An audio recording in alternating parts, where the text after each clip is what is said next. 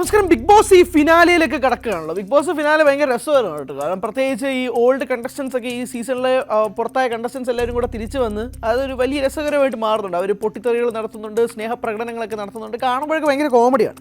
എന്തായാലും ഇപ്പോൾ കുറച്ച് പേരൊക്കെ എത്തിയിട്ടുണ്ടല്ലോ. ഇപ്പോൾ ശൈത്യ വന്നിട്ടുണ്ട്, മുൻഷി രഞ്ജിത്തൊക്കെ വന്നിട്ടുണ്ട്.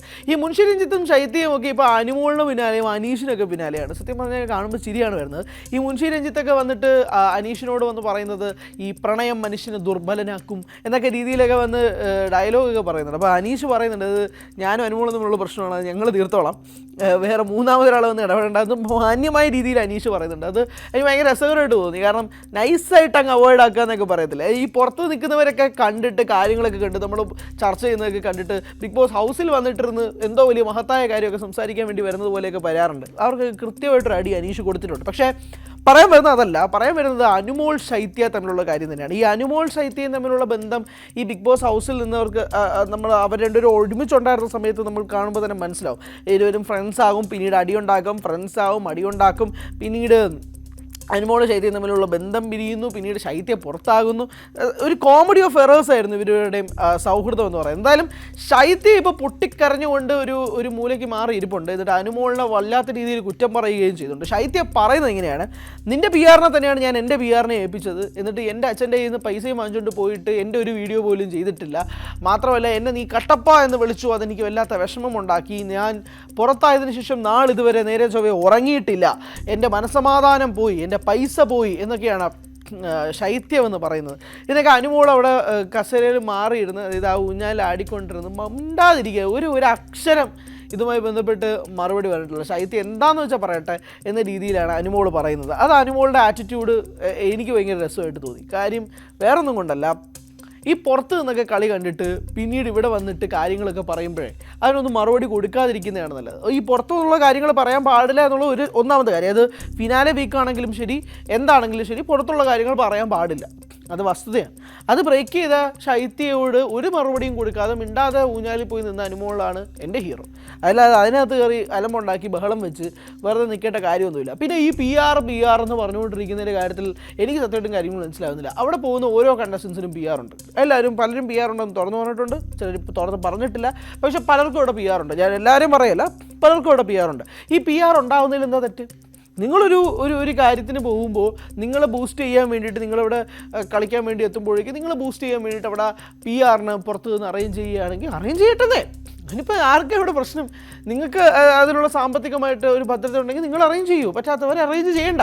അതിനകത്ത് നിങ്ങളൊരു കുറ്റമായിട്ടും പരാതിയുമായിട്ടും പറയേണ്ട ആവശ്യം എന്താണെന്നുള്ള കണ്ടസ്റ്റൻസിനോടുള്ള പല കാര്യങ്ങളുമാണ് സോഷ്യൽ മീഡിയയിൽ എന്തായാലും ചർച്ചയാണ്. എന്തായാലും ആ ഒരു ചർച്ച ഒരു ഭാഗത്ത് നിൽക്കുമ്പോഴാണ് വേറൊരു വിഭാഗത്ത് വരുന്ന ചർച്ച പി ആർ ഈ സീസണിനെ കൊല്ലുകയാണ്, പി ആറുകളുടെ വോട്ടുകൾ പല രീതിയിലും കാര്യങ്ങൾ മാറുന്നുണ്ട്. ഒരു തരത്തിൽ അത് വസ്തുതയാണ് കേട്ടോ. കാരണം അതില്ലാതൊന്നും പറയാൻ പറ്റത്തില്ല. കാരണം പി ആറുകളുടെ വോട്ടുകൾ സാധാരണ ജനങ്ങളുടെ വോട്ടുകൾ കടത്തിവെട്ടുന്നു.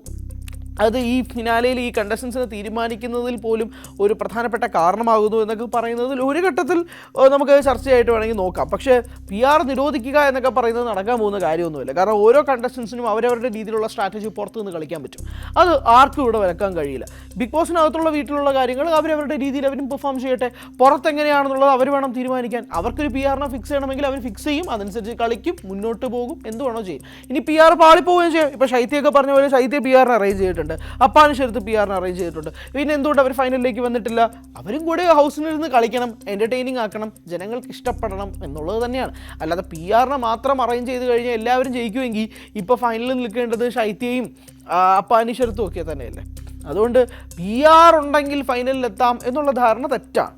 നിങ്ങളകത്തുനിന്ന് പെർഫോം ചെയ്താൽ മാത്രമേ ജനങ്ങളുടെ വോട്ട് കൂടെ കിട്ടുകയുള്ളൂ എന്നുള്ളത് വസ്തുതയും കൂടിയാണ്. എന്തായാലും ഇപ്പോൾ അനുമോൾ ശൈത്യ തമ്മിലുള്ള ഈ ക്ലാഷ് കുറച്ചുകൂടെ വൈഡനാവുന്നുണ്ട്. കലാഭവൻ സരിക അത് കണ്ടിട്ട് നേരെ അനുമോളുടെ അടുത്ത് വന്ന് സംസാരിക്കുന്നുണ്ട്, ഇത് ഒതുക്കി തീർക്കാൻ നോക്ക്, ഈ പ്രശ്നം പരിഹരിക്കാൻ നോക്ക് എന്നൊക്കെ പറയുന്നുണ്ട്. അപ്പോൾ അനുമോൾ പറയുന്നുണ്ട്, ഞാനൊരു അക്ഷരം ഇണ്ടാൻ പോകുന്നില്ല, ഇതിനകത്ത് ഞാൻ തലയിടാനും പോകുന്നില്ല, ഇത് കുറേ കണ്ടതാണ്, ഇതിന് മുന്നേ ഇതൊക്കെ തന്നെ ഉണ്ടായിട്ടുള്ളതാണ്, അതുകൊണ്ട് ഇതുമായി ബന്ധപ്പെട്ട് ഒരു കാര്യത്തിൽ ഞാൻ ഇനി സംസാരിക്കാനൊന്നും പോകുന്നില്ല, എന്താണെന്ന് വെച്ചാൽ പറയട്ടെ, ഞാൻ മാറി നിൽക്കത്തേ ഉള്ളൂ എന്നൊക്കെ പറയുന്നുണ്ട്. പക്ഷേ എന്തായാലും ശൈത്യ അടങ്ങുന്നില്ല.